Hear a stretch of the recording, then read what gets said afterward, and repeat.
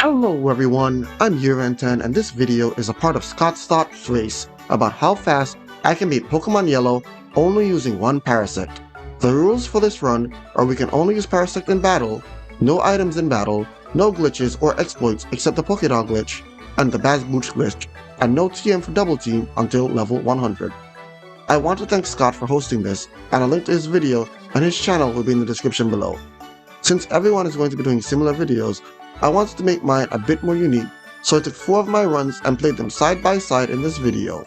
Let me know which one you think was the run I submitted to Scott by commenting top left, top right, bottom left, or bottom right. Not only that, but the format of this video will be semi-scripted. I'll be reacting to my video as it happens while also having other scripted parts. Parasect is a Pokemon I had almost no interest in, and I've always skipped over it. Its base stats aren't bad, but it's terribly slow, and in Gen 1, that means it doesn't get many critical hits, and that it will always be moving last. Not only that, but Parasect also has 3 quadruple weaknesses in Gen 1, those being Fire, Flying, and Poison, the latter of which the early game is filled with. However, to counteract all of this, Parasect also has a very good move pool that takes advantage of its good physical attack and boosting moves like Swords Dance and Growth to abuse the bad boost glitch. I'm talking with a lisp like I have a lisp, oh my god. My strategy at the start of this run was to make it to Brock not fighting every single trainer and defeat him at level 10. However, that was very inconsistent and my strategy changed as time went on. Now, I defeat the rival in the Pokemon Lab, and then I buy 1 Pokeball, a few potions, and antidotes as well as a Burn Heal and a Paralyze Heal, and I face every trainer that's not Rival 1A while picking up potions and antidotes on the way to Pewter. Now, right here I want to give a shout out to ZeldaFan413 who helped me root my experience gain throughout this run. I had already perfected my experience for the late game once I hit Koga, but ZeldaFan helped me figure out early game. Not only that, but in Pokemon Yellow the rival chooses his starter based on the Rival Battle 1 and Rival Battle 1A. If you win both, he chooses Jolteon. If you lose in the lab and skip 1A, he chooses Vaporeon. Otherwise, he chooses Flareon. Now, the majority of us chose to fight Flareon and ZeldaFan chose to fight Vaporeon. You'd think that losing in the lab would slow you down, but it honestly didn't, as ZeldaFan's time is actually better than mine. Parasect, as I stated before, has a lot of things going for it stat-wise and a good move pool, but it also has many weaknesses, and because of that, there are 5 early game trainers that you must face that can end your run. The first of these is Brock. But before we get to Brock, I am going a bit ahead, so we will talk about Brock when one of the runs actually manages to get here. As I stated earlier, what I'm doing is I've bought the items, I've gone to the catching tutorial, and I'm picking up multiple potions here, multiple antidotes. I didn't buy too many antidotes, I bought a decent amount of potions but not too many. And I'm going to be picking up every single potion that I can find, at least early game, to help me out. A lot of it goes down into management of my item skills. Sometimes I can get a little bit of extra money from the potions. There's a lot of stuff that goes into it. There's something else I forgot to mention as well, and that is that bug-type moves are actually super effective against poison in this gen, just like poison is super effective against bug. I think this is probably the only time this has ever actually happened in a Pokemon game where 2 types are super effective against each other, and not a type necessarily being like super effective against itself or something like that, with the case of Dragon. And yeah, so even with all the early game poisons, the fact that Parasect starts off with the move Leech Life gives it a chance to not only recover health, but do a lot of damage to the poison types. Even though Leech Life is one of the honest to goodness worst moves in the game, this move actually makes this run doable. It makes a lot of the fights doable, and it's really, really good early game. Now, we can keep watching and going along, and I can keep talking. There have been literal issues that I've had with this run, this specific part. Sometimes, especially in the Viridian Forest, what I want to talk about here is what I would have liked to happen. As you can see in the top left, what I want to happen does happen. I want to run into a Pidgey while going through this forest because it will be my flying mule and I'll be able to use it effectively, and it's very crucial. I also want to not run into too many wild Pokemon. The Pidgey being my only encounter in the forest would be perfect. No Rattatas, I mean, Rattatas. I meant Caterpies. No Caterpies, no Pidgeotos, no Metapods, and we're fine. We're great. We're excellent in that way. But, that doesn't necessarily happen. But, case in point, I fight all of the trainers, and normally, if I didn't fight the trainers when I went with my original route, Parasect would actually finish the junior trainer and be level 10. Now, there isn't a big difference between level 10 and level 11. Parasect just gets a bit more HP, which makes it a bit tankier. It's not really going to be doing too much more damage. It does do slightly more, but the rounding isn't necessarily good enough to allow Parasect to do enough damage to finish off the Geodude in a decent time, or finish off the Onix in a decent time, and you're still most likely going to run out of Leech Lives during that fight, which, once we get into the Brock fight, which we are approaching right now on top left, and bottom right. My directions are very bad. I am very not good with directions. But bottom right and top left are both on the junior trainer before. And as you can see, I level up to level 11 off of the junior trainer. And then if I've taken a decent amount of damage, well, regardless, I'm going to take a potion. And if I'm lucky, I only have like 2 or 3 HP missing. 2 HP for the most part, so that Parasect can actually recover with Leech Life. Now we can actually talk about Brock. Now, Leech Life will do better damage than normal type moves, and Leech Life, however, only has 15 power points, so there's a decent chance you run out of power points while Brock still has Onix, and you don't want to take too much damage from the Geodude while the Onix is there. Now, we can paralyze Onix, but Brock has 5 full heals per Pokemon. However, even if a Pokemon is healed from paralysis, the speed drop in Gen 1 is permanent until they switch out, so that gives you an advantage over Brock in the sense of, if you're able to put the Onix, to paralyze Onix so that it can't bind you constantly, trapping you in and just eventually killing you, because the fight is very dangerous. Onix can trap you with Bind, it will outspeed you, it can basically just destroy your defense with Screech, combination with Bind or Tackle. It's awful. Bide is what you want to see, because Bide does not interact with Leech Life the way you want it to. So, yeah, but starting off, Brock is the first really tough trainer that you face, and it doesn't necessarily get easier from that point. Brock is the first one. I think I've had majority of my resets on Brock. But now we get into another trainer that is problem. With Brock out of the way, it doesn't mean that the game gets easier. We then have to fight the youngster that has a Rattata and an Ekans. If we're lucky, the Ekans won't do much damage, or the Rattata won't do much damage, but pretty much how this battle's gone, we have to fight the second one.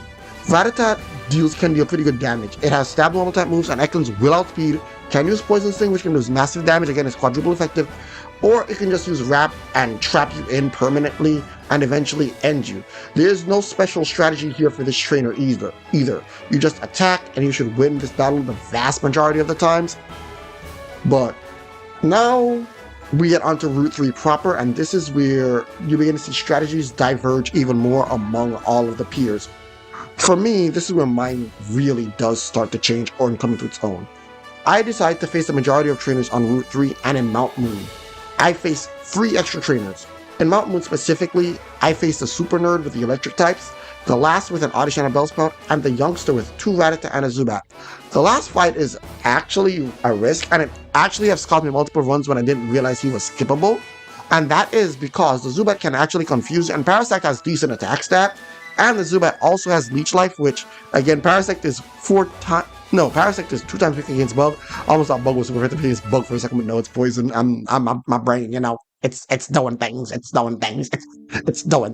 doing things. Anyway, Mount Moon also has a luck-based amount of encounters to deal with as well that can slow you down. So there's a lot of it that goes into it. And at the end of Mount Moon, you also have waiting for you the next tough trainer, being Team Rocket. But the main reason why we're fighting all of these trainers is in preparation for the next challenge, for the next outcome. We fought all of the trainers before Brock, not just to get to level 11 before Brock. Yes, that is crucial. That is very crucial. Getting level 11, that extra experience, that extra little bit of damage here and there. It's not really that incredible, but it helps. But most importantly, the extra bulk that you get adds on to it. It's great. It's huge. It's a very big boon.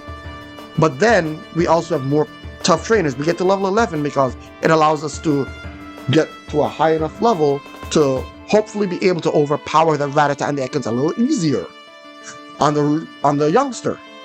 Because there's times when you beat Brock and then you fight that youngster, and coming off of level 10, you're a lot weaker than you would be. Like you're level 12-ish around that time when you fight him in that case, and you just kind of you can get steamrolled a little easier.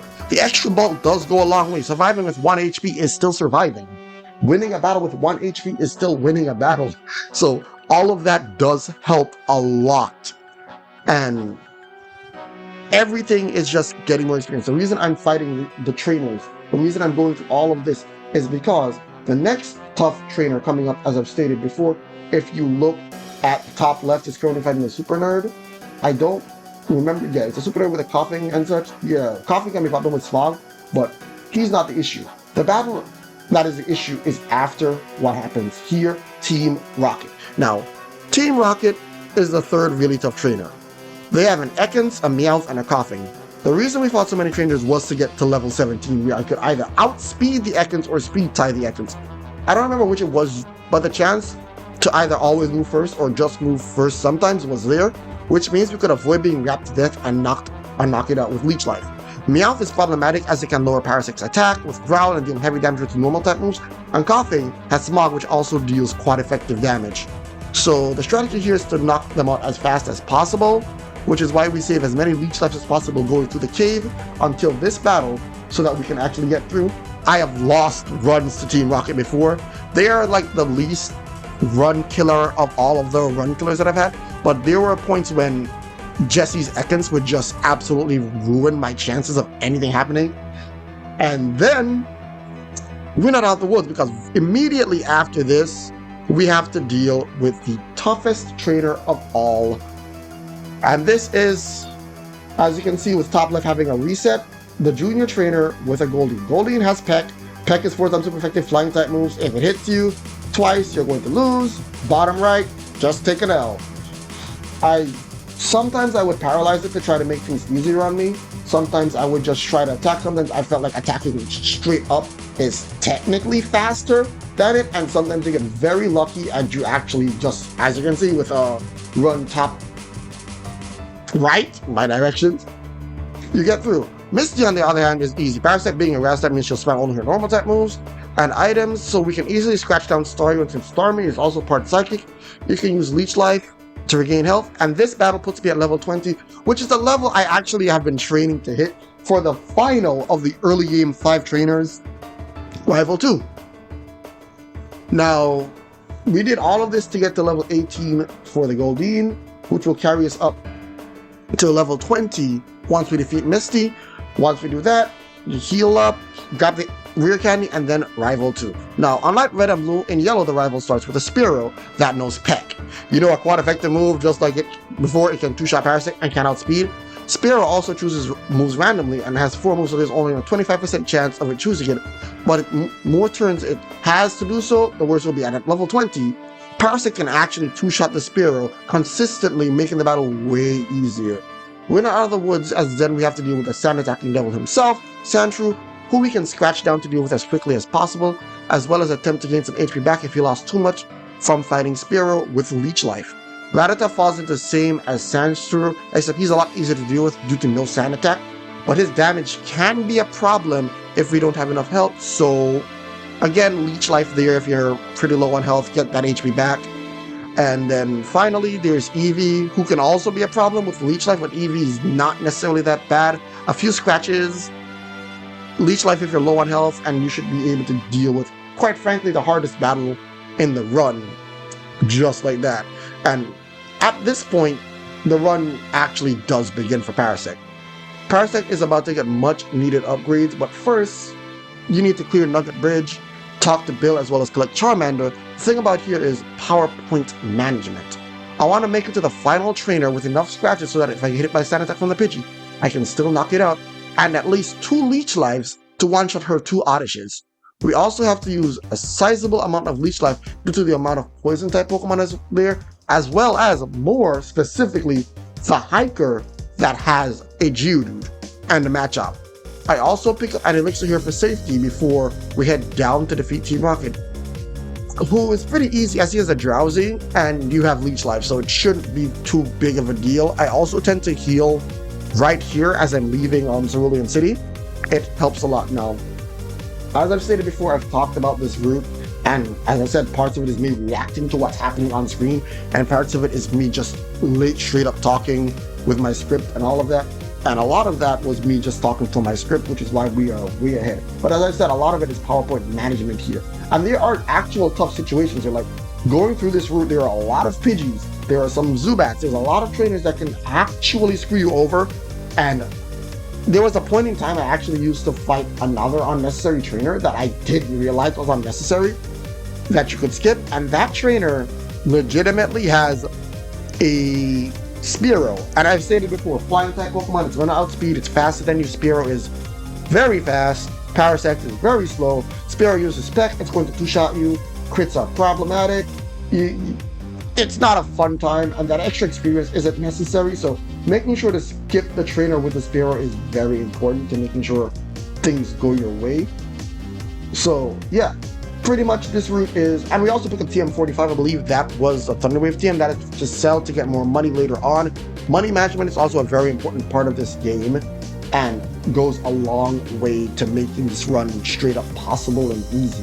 So a lot of this just comes down to making sure everything you're working on is set up perfectly, make sure everything is great, lined up, and working the way you want it to work. As I said before, the trainer with the Pidgey and the Oddish, you want to have scratch for Pidgeys, and you want to have enough leech lives, at least 2 leech lives if you're lucky, to get through that battle so that you can get to Bill, help him out.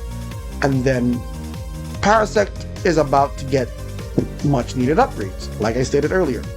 Now, we're going to get the TM for Dig once we defeat the Rocket outside of Cerulean City, and that is a huge move in Gen 1. Dig is a 2-turn, 100 power move, same as Earthquake actually, which is crazy. And that boosts it up massively, gives you a decent chance. Will one-shot, especially coming off of Parasect's massive defense. The only problem is still, you guessed it, flying types. So while there is most definitely a trainer that we have to worry about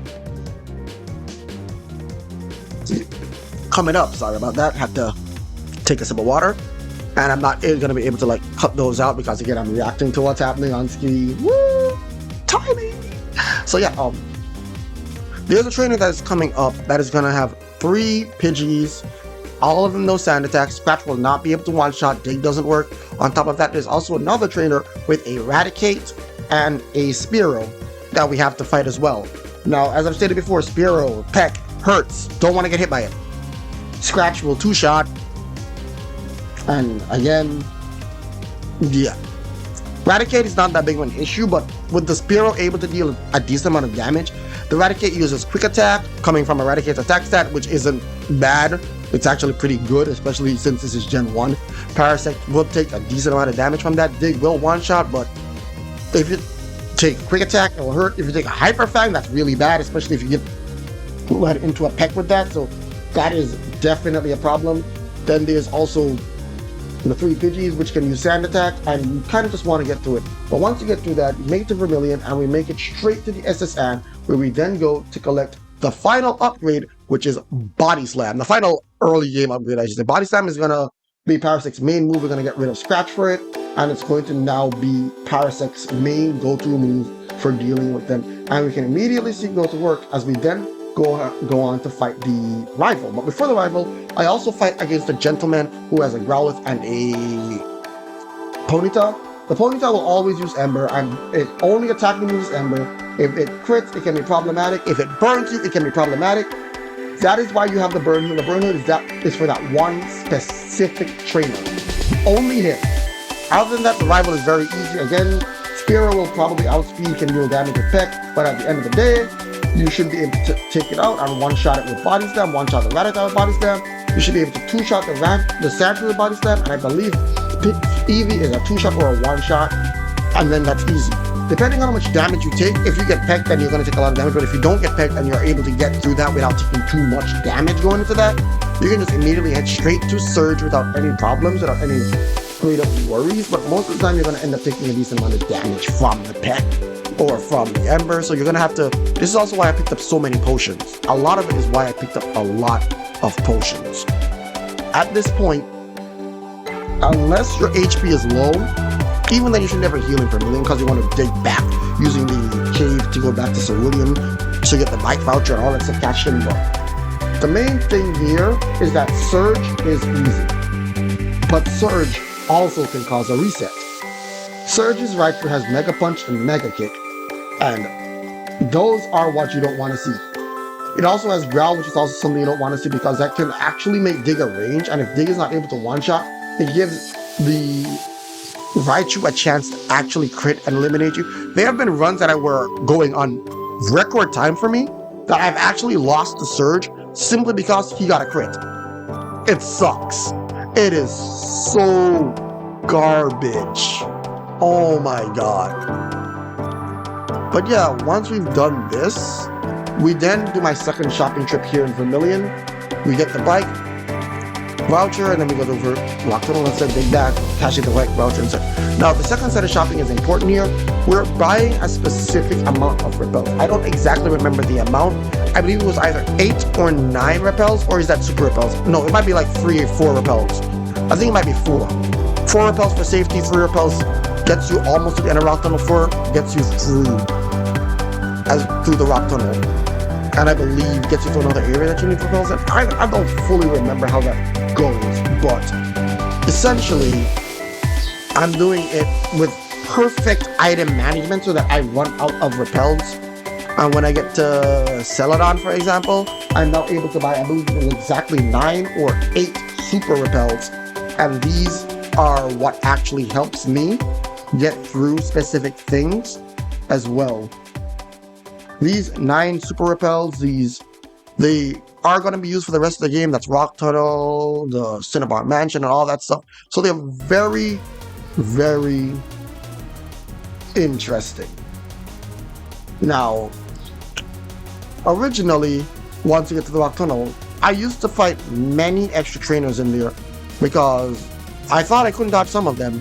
And this normally meant on the self-destructing hiker, I would learn Spore, the best move in the entire run. Spore is a 100% accurate sleeping move, and with our broken Gen 1 sleep if this was on a faster Pokemon, it would be way too good of a move. I still choose to fight some extra trainers here, but I don't learn Spore this time. Not until I make it to Celadon and fight the Rocket, if I recall correctly. But now that we've made it this far, I can discuss my strategy a bit more in depth. There are a number of rare candies that are available in this run, and I collected quite a number of them. I do believe for this run, I collect in total 8 rare candies. Depending on when I get to Koga, I would either use one too many rare candies in other runs to get to the needed level for him, and then I would have an issue with the league leveling up during the champion fight. No, it wasn't during the champion. I would level up before Lance. During Lance's fight, and Lance is a problem. Lance is honestly, the toughest trainer in this run is Lance. The final rival fight is actually much more of a cakewalk. Lance can be problematic depending on how his Gyarados decides to deal with you and depending on how your luck holds out. So for me, Lance is problematic and I have a lot of issues there. So going into that, yeah. Now,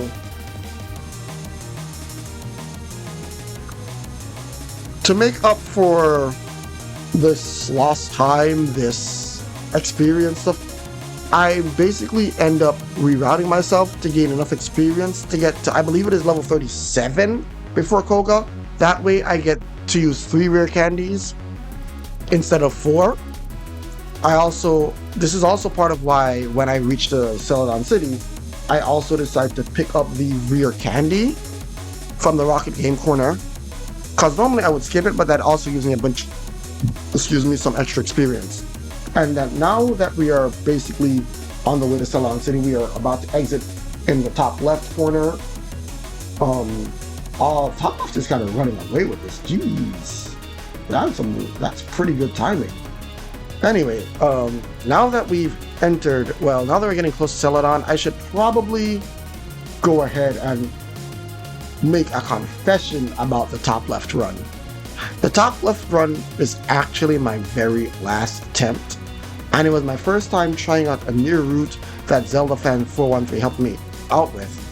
in the other 3 runs, once we get Fly and we finish our Celadon shopping and grab the rare candy from Team Rocket, I'd immediately go and fight Erica and take on many trainers in her gym for extra experience needed to get the levels before heading back to deal with Rival 4 and Lavender Town in the top left. In the top left, I changed the strategy and would instead, after getting Fly and the rare candy, head back to Lavender Town instead and deal with the ghost types. And here's why. Erica may seem to be easy since she uses grass type Pokemon, but 2 of her Pokemon are also poison type, which, as you know, is 4 times effective against Bug, and they also have the poison type move Acid, which does decent damage. On top of that, Weepinbell's crit rate isn't that bad, and the amount of runs and resets I have gotten through Weepinbell Acid is frustrating. So, we instead, in that run, will head to the Pokemon Tower to deal with that first. And speaking of the Pokemon Tower, it's not a easy thing. Problems exist regardless of where you choose to go, as Ghastlies will always outspeed, and Ghastlies are trolls. They are trolls. Oh my god, they are trolls. Confuse Ray. And then Nightshade doing set damage, and then you possibly hit yourself, even though they can one-shot. You get hit by Confuse Ray, you're taking this Nightshade damage. These Ghastlies can end you. Oh my god, can they end you? They are the last, in all honesty, of the trainers you cannot afford to reset on, and I reset on them so many times that I've actually gone out of my way to just straight up, legitimately, just, how should I put it? I've gone out of my way to actually save before fighting them. It's crazy. I know we're ahead of where we should be, because right now they are going through the Rocket Corner, getting the rare candy and such. Another thing that I do in the top left run that also makes it work, because I completely slipped my mind now that I just started doing it, but you know, another thing we do is that we actually go into Saffron City. We also set up ourselves to be able to go to Saffron City, but we go to Saffron City and then we fly to Lavender from Saffron because we want to be able to fly to Saffron immediately after. That's a big part of what the strategy changes. Now, I should also talk about Rival 4. Rival 4 isn't really that big of an issue, but he can be tricky. Now, Rival 4's Pharaoh has the move Mirror Move, and he now has good AI. That means because it's a flying type move, he will always go for it. And putting it to sleep with Spore is important, as Pharaoh can only be hit with Body Slam, which has a chance to paralyze. And if you get paralyzed, this battle goes from easy to hard real quick. So putting Pharaoh to sleep, it will always outspeed you, so keep that in mind. You put Pharaoh to sleep with Spore, and then you Body Slam it down. You hope it doesn't wake up, because if it wakes up, there's a very good chance that it is going to Body Slam you and paralyze you, and it sucks. It sucks. Now, as I've stated before, as you can see with the top left one right now, the Ghastlies are trolls. Look at me. I am paralyzed because of this. I'm getting lucky dodging Nightshade and such. It is ridiculous. This is why I save here. This is also why I brought a Paralyze Heal. Yes, this tower is why I brought a Paralyze Heal. It is the main reason why I have a Paralyze Heal. The other reason why, again, it's difficult here. See, that Acid, top left, top right. You saw that Acid just come out, right? Critical hit Acid, Weepinbell, decent crit rate, boom, just like that. Just like that. Erica can literally ruin you. Erica is a troll as well. Tangela can use Bind, trap you in, do decent amount of damage, and then it's gonna outspeed you at this level. That is also the reason why I'm doing the tower first in the top left with that rerouting. Now, just because it's rerouted doesn't mean, I just wanted to emphasize that the top left is my new route. Not only was it my new route, it was my first time doing that new route. So that doesn't necessarily mean it'll be my fastest run, but it was my first time doing the new run because I did it like a couple days before we had to catch it, and I was like, I get one good run with this. Sure, I would like to get a better run because, again, I wasn't super familiar with the rerouting, so this is probably the part where I will say that top left loses the most time, but also it is a better route than the other routes that I'm doing. It is a safer, more consistent run. But we also have to talk about Team Rocket, and they can actually cause a reset if you're not careful. Parasect, Arbok can paralyze you with Clear, Meowth can do damage, and Weezing's poison attacks hurt a lot. It has Sludge. even with Leech Life, this battle can be very tough. As you can see, the reset happens right there. But once we're able to actually get past them, get through this battle with Team Rocket, especially because Meowth can growl and Warrior, there's so many things that can go wrong, but getting through it, because you're not going to one-shot Weezing, I believe. So that's why you put Weezing to sleep. It's also a Squeezy, which is disgusting. So you put it to sleep, you hit it with a couple digs, it's going to take a dig, and Leech Life, finish it off there. Good, nice. Don't mind me, I'm weird. So, you get through that, and that unlocks Silph Go. And this is where another difference in both runs happen. On floor 11, there is a Rocket Guard guarding 3 items. One of those items is a rare candy, and another item is the Carbos. So defeating him also gives good experience, as he has a level 33 matchup. We also can grab Sword Dance in Silph as well, and after that, the top left will fight Erica, while the other games simply are going to go through the tower, fight Team Rocket at the top of the tower, and then immediately they're going to go and they're going to turn towards Fuchsia City. No, am I wrong? I'm wrong about that. They're going to Silph Go, right? Aren't they going to Silph Go first? Yeah, they're going to Silph Go. Right, both are going to Silph Go. The difference is one is fighting for the rare candy up top, others weren't, because I used to actually wait till I clear out Giovanni and then go to Silph Go. After I beat Giovanni, I go up to the level 4 because that rocket is now gone to pick up the candy. And in my mind, I was thinking that would be faster because I'm dodging a trainer, but it actually is slower because you have to go all the way up there and then come back down when you're done. And technically you can dig out of that, which is something I again learned, I believe, in my top left run. I'm not sure if my top right run or my other runs do it, but I know I barely used to dig out of Silph Go, which is something that was available to you. Now, with these extra levels, Erica is definitely much easier as well. So yeah, we're gonna get Sword Dance, but originally, after this, I went straight to Safari Zone so I could collect the rare candy the warden has and use that for my levels, or at least keep one rare candy in my bag extra. But it also meant I was low enough leveled for the Pokemon in Safari Zone to show up while I use Repels. So instead, I actually going through here, because there is a rare candy I pick up on Cycling Road that you'll see, but instead, once I make it to Fuchsia, like, what I would do is I would actually go straight to the gym now, because the experience would be perfect. Now, I'm trying to recall exactly, but we're on 34, I believe, now with the cool trainer and everything is beaten. Erica beaten, I believe, and there's a couple trainers in Kogashi that we take out. We're going to see what level I do end up on, but I do believe it is level 36 or 37. If it's 36, it's why I pick up an extra rare candy, because using 4 rare candies, that was always an issue I had because it would mess up my bag storage management, and I didn't want to deal with that. I wanted to make sure that things would be a lot easier for me. And, well, yeah. But we already know exactly what level we're going at. The level that I'm trying to go for is actually level 40 now. As you can see, because we've done this, the runs have aligned for everyone now. And as you can see, the top right, after the whole diverging, is actually lead. That's why I said, even though the top left was my last run, I did lose time with that diverging path. And the pathing is better. I'm not going front, I'm not going high, I'm not going to lie. The top left part pathing is way better. It's way more consistent, even though I have to save a lot of resets. Oh man, that was scary. Something just dropped. I turned to see if it was my fiance, but now she's fine. Anyway. That's messing me up. That is a problem with reacting to stuff that you're not able to, you know, if something happens, it's like, oh shoot, oh no. But pretty much we fight a couple trainers in Koga's gym, and we also bought some Carbos. We also use a couple extra Carbos here. This is also where we teach Sword Dance for badge boosting as well as just doing damage. And this is the part where I do believe I need to see. I think that it's 36. Is it 36 or is it 37? I believe I was using extra battles to get to 37, and that was slow. So I actually decided on 36. I think that's what happened here. And that's essentially what I went for now.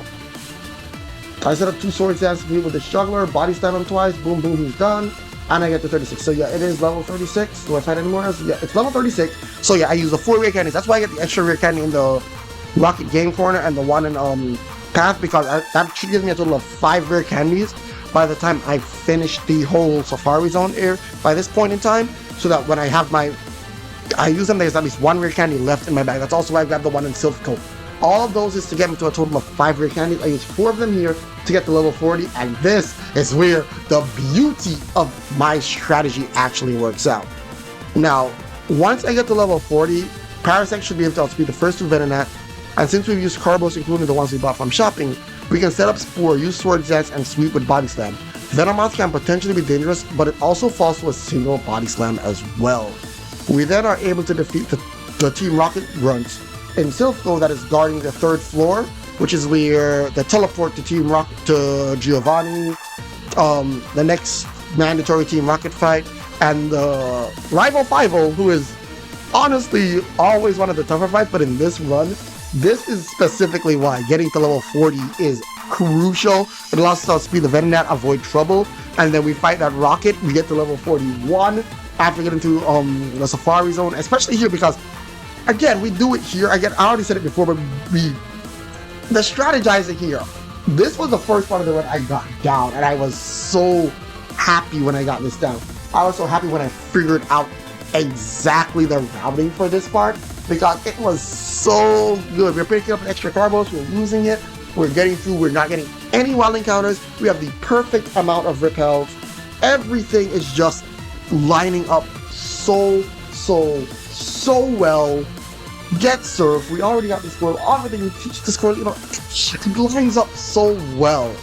And then you head to Silph Co and you fight that one Rocket who has a Eradicate, I believe Drowsy or a Hypno. He can sometimes be problematic, but take him out without too much issues, hopefully, and Parasect grows to level 41. Now, we also pick up the rare candy inside the Warden's house in Fuchsia City. Once we return his gold teeth, get strength, and that is crucial because once more that puts me at 2 rare candies in my bag, which allows me to use 1 rare candy to get me to level 42, which is the perfect level with no experience for fighting Rival 5-0. Yes, it is absolutely perfect, and I love it because at this point, I won't level up. At level 41, even if I was to use a rare candy from 40 to 41, I level up. In between the fight, right before the Flareon outspeeds and Flareon one-shots. Because it's a Flareon, it's a fire type, versus a bug grass type. So, right here, right now, this is where the beauty of it comes into play. We use Spore, and we set up against the Sand Slash. We put it to sleep, and we set up 3 Sword Dance, getting our attack maxed out, and then, at this point, the battle is over. The battle is over! The winner is Parasect! If you get that reference, well, kudos to you're old just like me. Pretty much body slam sweep, pretty much everything. Dig on Magneton and dig on Flareon. Easy sweep. Makes this part of the game so much easier, and I'm so happy that I was able to pretty much figure this out. All this EXP routing here, everything from this point onward is the same. All it comes down to is RNG, who gets luckier, who doesn't get luckier with these runs. So right now, as you can see, we have a very tight race between top left, top right, and not too far behind them, like right on their tails too, is bottom left. So this is hype. This is very hype for me. Now, Team Rocket is a joke. They were pushed over. They're very easy. And Giovanni can be problematic. I do believe I just set up my sword stances and I just sweep here, so I don't think he's that problem. But we do run out of, we do level up in between this fight, so I believe the Nidoqueen will outspeed. But I don't think it's that big of a deal. We should still one-shot with Big, so it's not an actual issue. So even if I believe if he uses Body Slam, it could be in trouble, but nah, we're fine. And from this point onward, we now see another differentiating part between these 2 runs. Now, as I stated earlier, going to the top of Silph Co, grabbing the Carbos and grabbing the rare candy are useful. And another thing I didn't do on top right, I didn't grab the Carbos. Now, I made a mistake in my top left. As you see, I flew the palette when I was supposed to just go straight to Sabrina, which is another one. Sabrina's problematic as well. I can't just, speak on it, but Sabrina has slash, which is problematic. But the goal is to set the Amber to sleep, set up Swords Dance. You're not gonna outspeed anything in this gym, and just body slam away. Hope that you don't get hit by Psychic. Hope that Sidewave doesn't do too much damage. I hope that the Alakazam does something stupid like recover, body slam it down, and boom, win. We get to level 45, which is perfect because at this point in time, I believe we also have enough rare candies again. I believe we have enough rare candies to get to, I believe, level 40. Yeah, we have 3 rare candies left back, so I believe we should be able to get to level 47 without any issues. And at level 47, now we still save that 1 rare candy because we're going to be picking up more rare candies later on so that it doesn't drop to the bottom of our list. But with that 1 rare candy, level 47, exactly 47, you're able to actually avoid all of the Pokemon in Pokemon Mansion with repels, which is absolutely perfect, getting you right through, straight through the area, and making it all, again, I've said it before, but this part of the run is just so calculated for me, and I'm very proud of this part of the run, especially because this is something I figured out on my own for the most part. There was help for the early game plotting, but once I got here, everything just clicked. I understood what I needed to do. I understood where my problematic issues were, and I just, worked with them. And it was very much fun, very cool. It was great. So you get to Cinnabar, and now we have to talk about Blaine. Blaine is scary, but also easy. Blaine is a coin flip because he's completely and utterly luck-based. Now, if he had good AI, this fight would be impossible. Ninetales would just use Flamethrower and Parasect would die immediately. You'd have to reset. You'd have to level up enough until Parasect was able to outspeed Ninetales, which God knows how long that will be considering Parasect is Parasect. So it would be a god-awful run. So here, what we want to do is we want to actually level up to level 48 with our last rare candy. That would allow Parasect to learn Growth, well, with one of our rare candies, because we pick up 2 in the mansion, but that would allow Parasect to learn Growth, which is our badge boosting move that also boosts our special. In this game, special is both special attack and special defense. Now, this is very much great, because the moment as you see top left, I saw Flamethrower and I just immediately said I knew the run was over. At that point, I knew I was dead. It didn't make any sense. You always say before Blaine because Flamethrower just means an automatic reset. So now you set up Spore. Tail Whip is also really good because it boosts the badge boosts you as well. Now, if enough badge boosts, I believe it is like 3 or 4 badge boosts, you should be able to outspeed Ninetales, put it to sleep with Spore every time. And now, it's a Dig Sweep. Nothing can outspeed you. Everything is one shot by Dig, especially after those growth badge boosted your attack as well. Very easy battle with him. But now we go into what I consider, honestly, one of the tougher fights in the game. Yeah, Giovanni's actually really, really hard. And it can definitely take a few tries. And this is especially because we're trying to make sure that we save our rare candies, and we have to do that to make this battle work. This means for my experience to continue being on the correct curve, I need to defeat Dugtrio. Excuse me. I need to defeat Dugtrio, Persian, and Nidoqueen without badge boosting.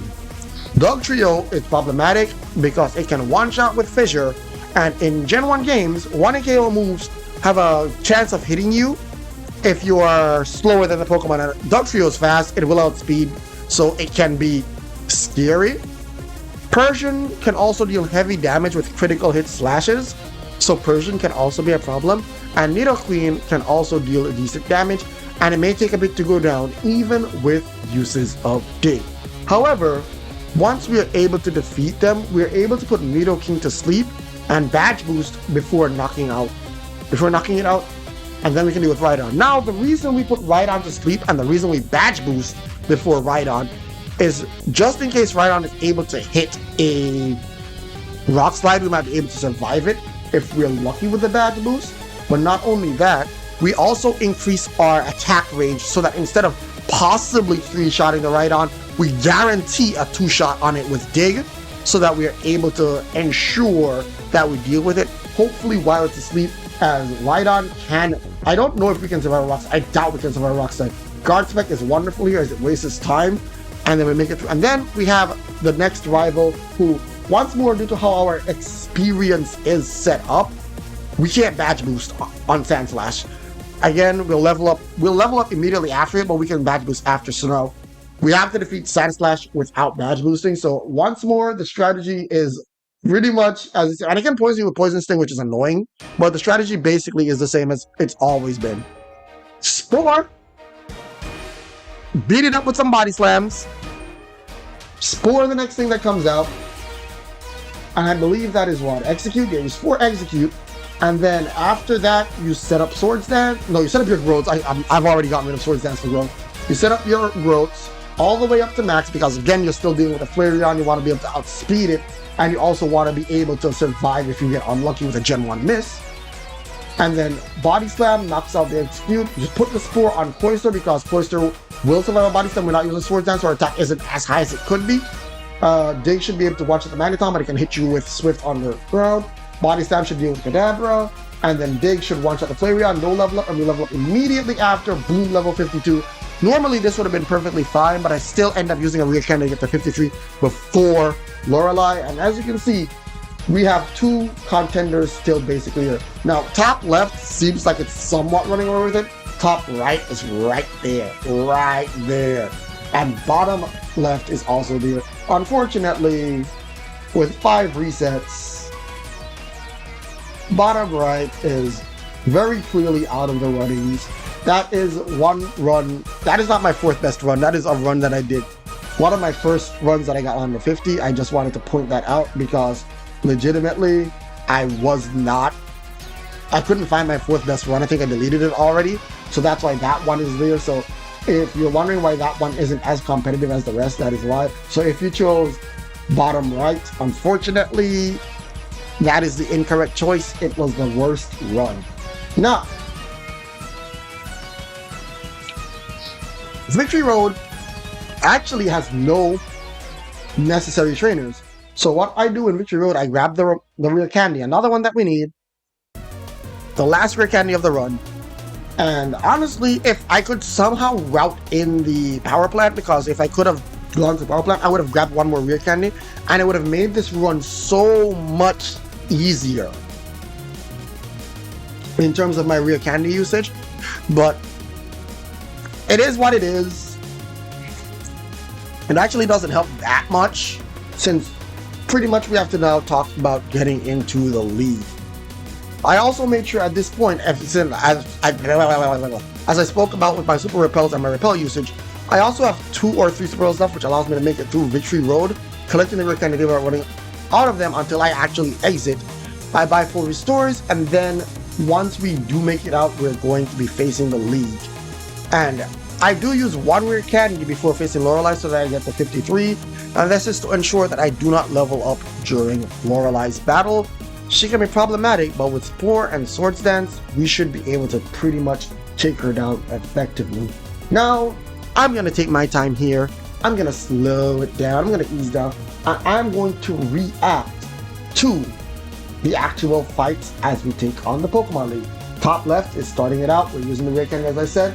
We're getting to level 53, and now we're seeing before Lorelei. As I said, she can be problematic. And now, let the battle begin. Now, Lorelei leads with the Dugong. I go with the Parasect. Aurora Beam hits and does decent damage. Spore, put it to sleep, and then you set up your growths. 1 growth, 2 growth, 3 growth, 4 growth. Set it back to sleep. Set it back to sleep. 5 growth.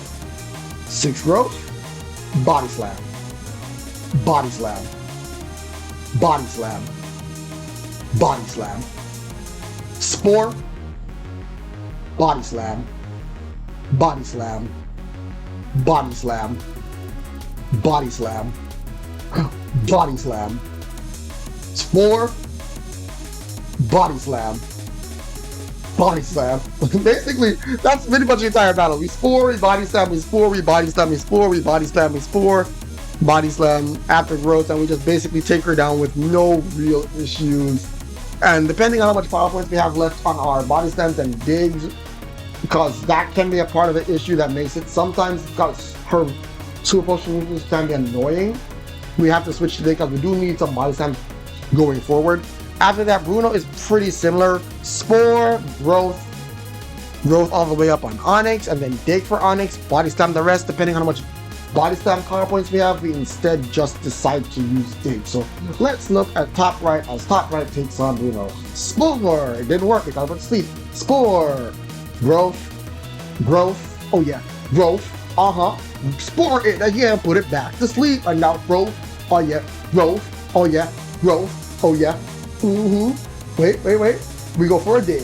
Onyx survives because I think he was hardened and then body slam. This is dangerous. I probably should support the Hitmonchan in all honesty because it can survive.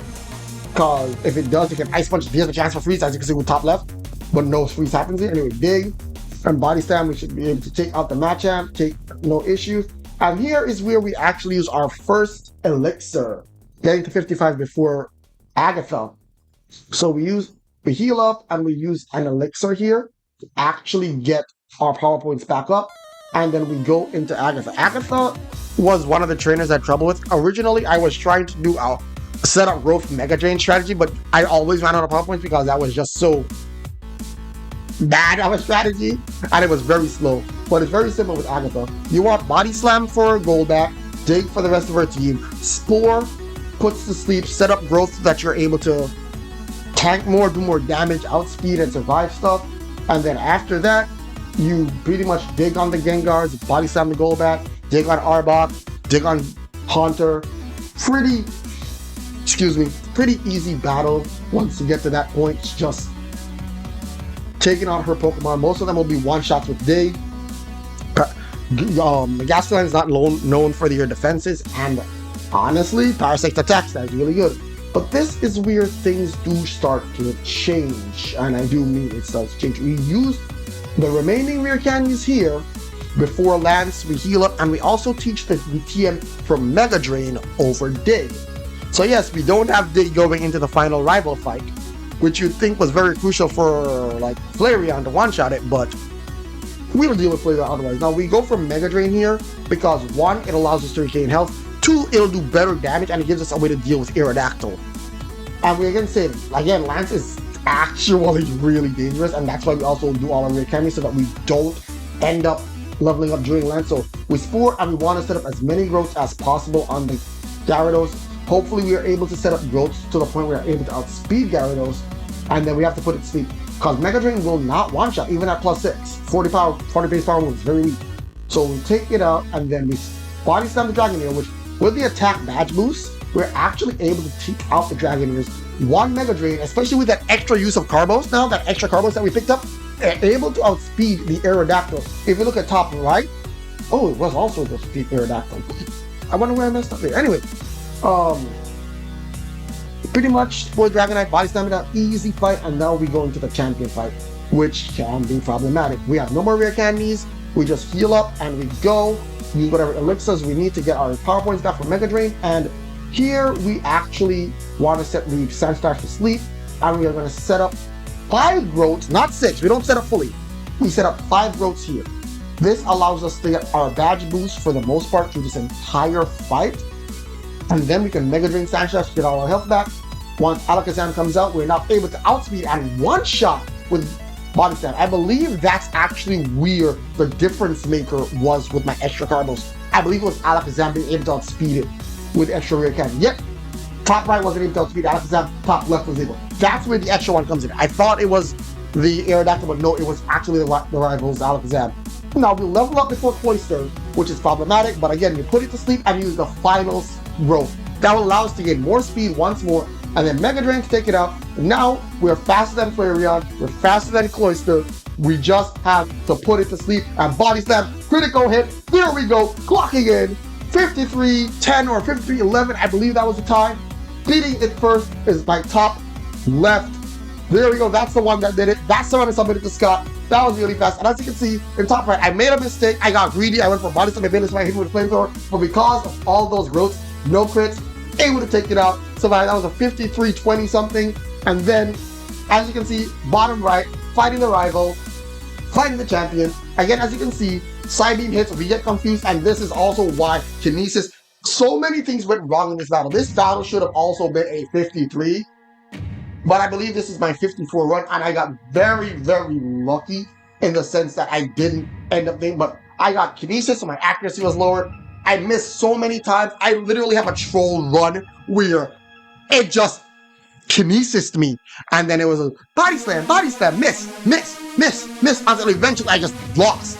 And that was a really good run. That was my first shot at 53, and it just ruined it. Alakazam ruined it. That's also why that the top left, that's why that rerouting was so crucial to making everything work. So yeah, that's pretty much what happens here. The orders is very much simple, as you can see, and with the third one taking out Flareon with a couple body slams, we basically got to this fight. Now I'm gonna continue and I'm gonna read the script as to what basically right now, because most of it will just be reacting. So we need exactly one badge boost on Speed Flareon, and we will level up during this battle regardless. Luckily for us, another problematic Pokemon, Alakazam, is outsped with 5 badge boosts when with the other set 6 badge boosts is necessary to outspeed Alakazam, but it screws you up because then you can't outspeed Flareon or Cloyster, and you have to deal with Cloyster. Now, Spore should be used as an Executor and possibly Magneton if you can survive Mega Drain. Rhydon is one shot with Mega Drain. We level up right before Cloyster comes out. It's Spore Cloyster. Use Final Growth. Mega Drain Cloyster can be problematic. If you use Aurora Beam, it can lower your attack. A crit can knock you out. Ice Beam can freeze you, which in Gen 1 you can't ever be unthawed. So that is the problem. And then with one Final Growth and Mega Drain to regain whatever health, you then go up to Flareon, use Spore and Body Slams, and you're able to take it down and win the run. Once more, I want to thank Scott so much for hosting. I had a lot of fun. Reacting to this was actually a lot of fun as well. Maybe I might do some reaction videos to some of my other content that I've done. Post those as little videos, because I haven't been running out of video ideas lately. I don't even have a video set for this Friday coming out, and it's getting pretty late in the week. I need to actually get on that, but I don't know. But yeah, this was truly a blast, and I want to thank everyone for watching. And I want to give special shout outs to the man Van Man, who helped me out a lot. Speedrunner0218 helped me out a lot. Special shout outs to Kangas Don, really helped me out a lot. Helped me test around. I actually watched a couple of these runs live. Helped me out in a couple ways. Watched my strategy. We learned from each other. It was really nice. I enjoyed the friendship that was fostered between Zelafan, especially. Vaporeon strategy was very interesting, and I did enjoy it. And I really do thank them all so much for all the help they provided for this run, whether they stopped my streams, whether they just gave advice. I loved how that whole community just came together to make the speedrun work and just optimize it and lab it out to such a scary degree. When you see those final times that people like Scott and Speedrunner have, oh my god, they are insane. They are way faster than me by like 8 minutes. And my run was pretty good. So that just goes to tell you just how crazy their runs are. So please go check out everyone's YouTube, check out everyone's Twitch. All of that will be in the description below. I'll see you all in the next video. Please have a nice one, have a good one, have a next one. And as we get through to the final Parasect run, the 57-minute Parasect run, finishing off the rival with sporing the Flareon and body slamming it down. Once more, I want to thank you all so much for watching. I hope you all enjoyed. Please do enjoy National Park. GSC from me more, and I will see you all in the next one.